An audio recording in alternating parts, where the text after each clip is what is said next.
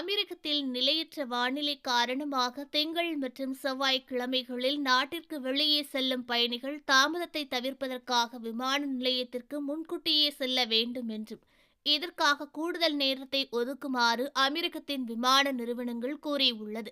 Emirates, எத்திகாட் மற்றும் fly Dubai ஆகியவற்றின் அனைத்து விமானங்களும் திட்டமிட்டபடி இயக்கப்படும் என்றும் சீரற்ற வானிலையால் பாதிக்கப்படவில்லை என கூறப்பட்டுள்ளது.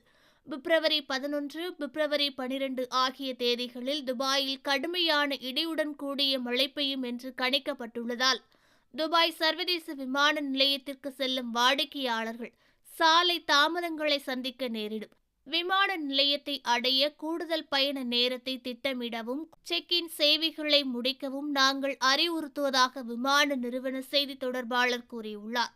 துபாயை தளமாக கொண்ட மற்றொரு கேரியரான ஃப்ளை துபாய் இது குறித்து கூறுகையில், விமான நிலையத்திற்கு உங்கள் பயணத்திற்கு கூடுதல் நேரத்தை அனுமதிக்கவும், உங்கள் விமானம் புறப்படுவதற்கு குறைந்தது 4 மணி நேரத்திற்கு முன்னதாக வந்து சேர வேண்டும் என கூறியுள்ளது.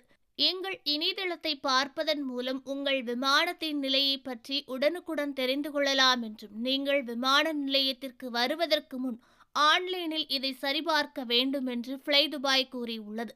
இதற்கிடையில் அபுதாபியிலிருந்து எத்திகாட்டின் அனைத்து விமானங்களும் தற்போது வழக்கம்போல் இயங்குவதாக கூறியுள்ளது. தேசிய வானிலை ஆய்வு மையமானது முன்னதாக அறிவித்தபடி நாட்டில் செவ்வாய்க்கிழமை வரை மழை மற்றும் பலத்த காற்று தொடரும் என்றும் இதன் விளைவாக கிடைமட்ட தெரிவுநிலை குறைகிறது என கூறியுள்ளது. ஓகே ஃப்ரெண்ட்ஸ், இது போன்ற நியூஸ்களை உடனுக்குடன் தெரிந்து கொள்ள எங்கள் ரேஸ் தமிழ் சேனலை லைக் பண்ணுங்க, ஷேர் பண்ணுங்க, கமெண்ட் பண்ணுங்க, மறக்காம சப்ஸ்கிரைப் பண்ணுங்க.